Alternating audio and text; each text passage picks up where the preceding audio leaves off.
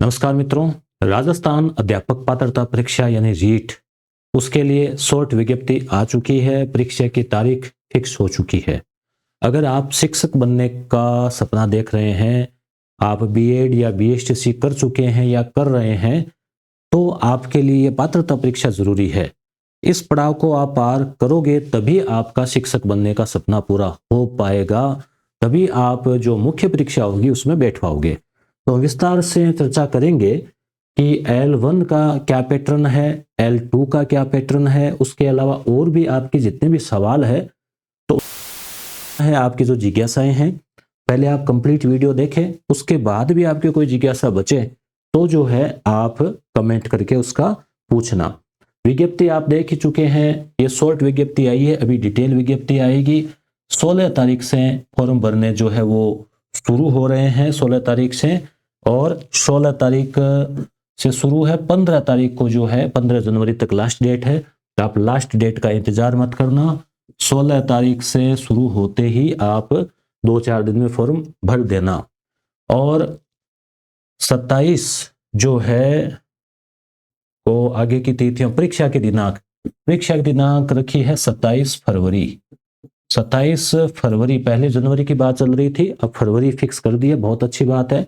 80 दिन आपके पास मान के चलिए, आज से आप अपने पास 80 दिन मान के चलिए, और न तो ये कम है न ज्यादा है, पर्याप्त है। पिछली बार रीट आपकी पात्रता पास नहीं हुई, या आप एकदम बिल्कुल नए हैं, आपने अभी अभी बीएड या बीएसटीसी की है, या आप अभी फर्स्ट ईयर में है यानी आपने इसी साल एडमिशन लिया है, उनके लिए भी आपने देखा होगा शिक्षा मंत्री महोदय का बयान आया था और उनको भी अलाउ कर दिया है।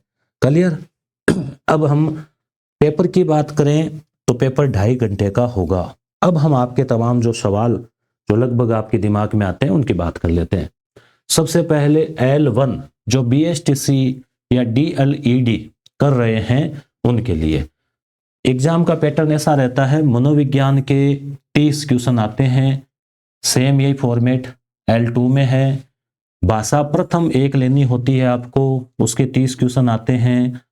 क्वेश्चन की संख्या भी ऐसे रहेगी, 1 से लेके 30, फिर 31 से लेके 60, फिर उसके बाद में भाषा सेकंड और लेनी आपको लेनी होती है, उसके रहेंगे 61 से लेके 90। क्वेश्चन संख्या भी आपको इसी प्रकार से करनी है, यानी इसी प्रकार से रहेगी। फिर यहाँ 30 क्वेश्चन, और उसके बाद में आपके पर्यावरण के 30 क्वेश्चन आएंगे जो कि 91 से लेके आगे होंगे। गणित के आपके 30 क्वेश्चन आएंगे, इसमें 4 यूनिट तो आपके वो लाभ हानि ब्याज वगैरह वो है, 2 यूनिट जो है वो शिक्षण विधियों की है। तो इस प्रकार से कुल 150 क्वेश्चन होंगे आपके पास। एक प्रश्न 1 अंक का होगा, यानी आपके पास 150 क्वेश्चन, 150 अंक, और समय कितना होगा 2.5 घंटे, यानी 150 ही आपके पास में मिनट रहेगी। ठीक है, क्लियर। नेगेटिव मार्किंग इसमें नहीं होती है। अब जीट L2 की बात करें तो मनोविज्ञान आपकी इसमें भी रहेगी, सेम ही सिलेबस है। भाषा प्रथम भी इसमें रहेगी, सेम ही सिलेबस है, कोई चेंज नहीं है। यहाँ चेंज है, भाषाएं 7 कौन कौन सी है, हिंदी ले सकते हैं आप, या अंग्रेजी, या संस्कृत, या उर्दू, या पंजाबी, या सिंधी, या गुजराती। देखो, हिंदी, अंग्रेजी, संस्कृत और उर्दू ये तो आप स्कूली लेवल पर भी पढ़ते हैं, या संस्कृत लेते हैं या उर्दू लेते हैं, हिंदी अंग्रेजी पढ़ते हैं। पंजाबी, सिंधी, गुजराती अपने इसीलिए है कि अपने पड़ोस में पंजाब भी है, सिंधी भी बोली जाती है बॉर्डर वाले एरिया पे, और गुजराती जो है जैसे बाड़मेर, जैसलमेर, वहाँ सिंधी भी जानते हैं, गुजराती भी अपने राजस्थान के बॉर्डर पे है। तो ये 7 भाषाएं हैं, इनमें से कोई 2 आपको चुननी होती है। भाषा प्रथम में इनमें से कोई एक, और भाषा द्वितीय में भी इनमें से कोई एक। आप ऐसा नहीं है कि प्रथम में भी हिंदी, सेकंड में भी हिंदी ले लो, ऐसा नहीं है। एक भाषा प्रथम में लेनी है, एक दूसरे में लेनी है। क्लियर। अब बात करते हैं L2 की। L2 में भी ये चीज होगी। L2 में अगर आप आर्ट के हैं, आप आर्ट के हैं, आर्ट से आपने बीए किया है या आपने बीकॉम किया है, तो आप सामाजिक विज्ञान ले सकते हैं। आप बीएससी की है आपने, तो आपको साइंस लेनी है, विज्ञान गणित आपको लेनी होती है। यानी पेपर एक मोटा सा पेपर आएगा पूरी किताब से, उसमें सबसे पहले मनोविज्ञान के प्रश्न होंगे, उसके बाद में भाषा प्रथम के प्रश्न होंगे। भाषा प्रथम में भी आपको 7 प्रकार की भाषाएं दिखेगी, फिर आपको भाषा द्वितीय शुरू होगी, उसमें भी ये 7 दिखेगी।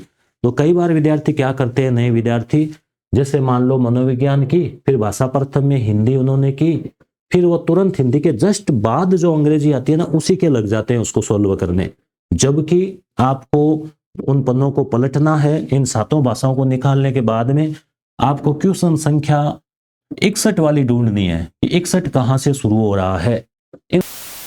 क्वेश्चन आगे 31 से 60, 31 से 60, 31 से 60 ये लिखा रहेगा, तो ये आप विशेष ख्याल रखना, ठीक है। तो भाषा द्वितीय, तो यहां पर भी वही बात है, वो करनी है।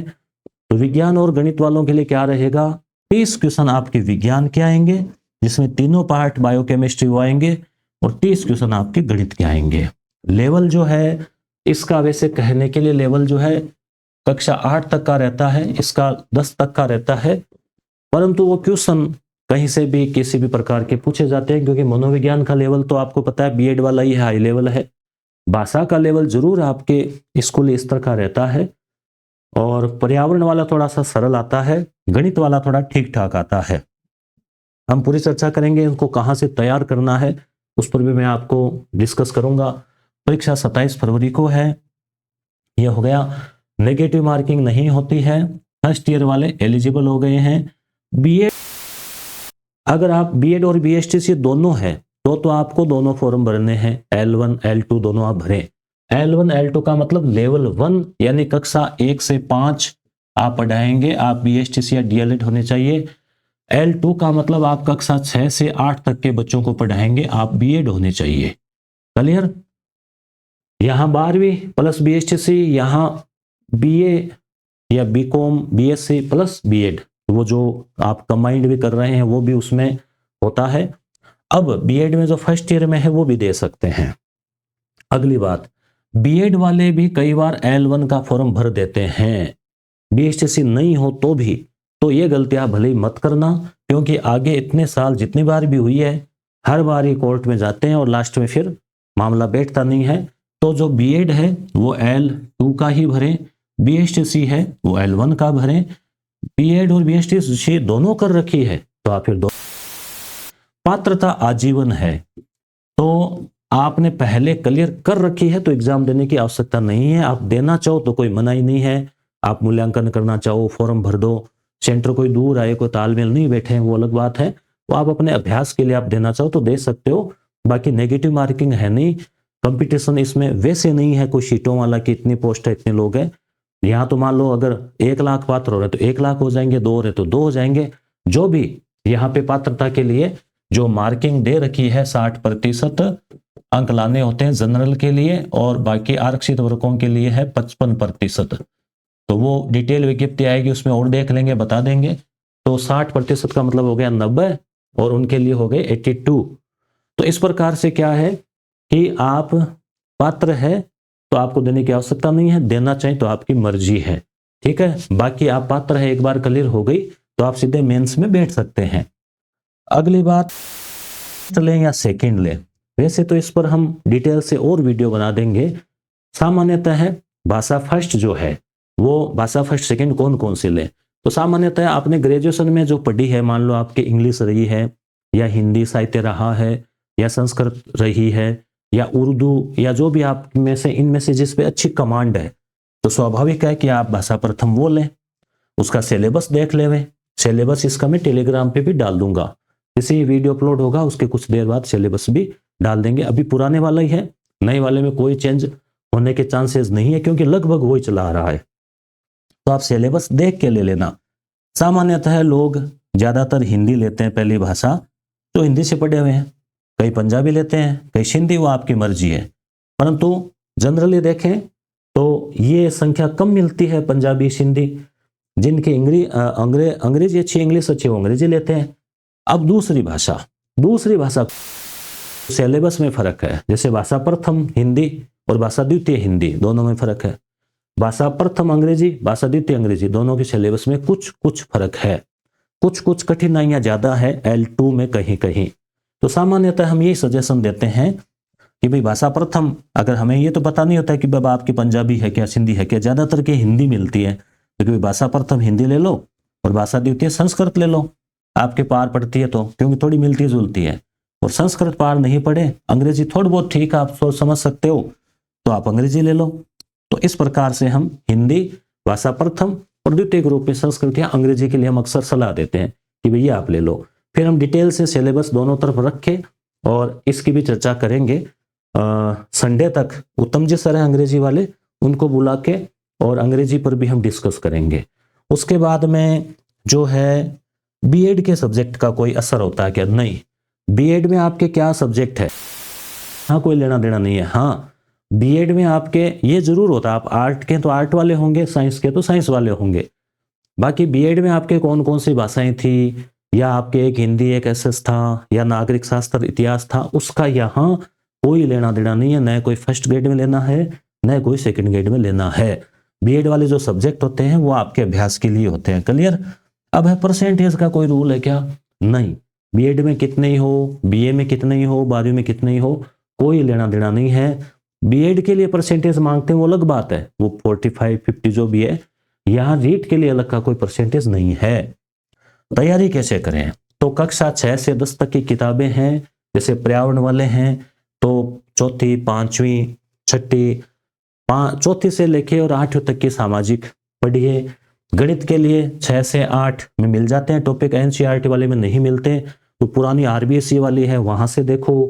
उसके अलावा तो 6 से 10 तक की सामाजिक की किताबें हैं, राजस्थान अध्ययन की किताबें हैं, वो देखो।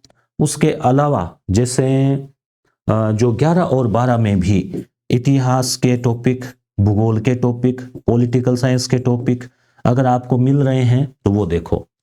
अब आप कहेंगे कि भाई हमारे पास इतना समय नहीं है, 80 दिन है, हम कब 6 से 10 देखेंगे? तो हमने भी इसके लिए कर रखा है, क्योंकि हम हर बार रीट के लिए कंटेंट अच्छा अवेलेबल करवाते हैं। तो हमने इसके लिए क्या कर रखा है, आप यस गुरु प्राइम एप्लीकेशन से जुड़ के भी आप तैयारी को धार दे सकते हैं, वो भी मैं आपको बता देता हूं।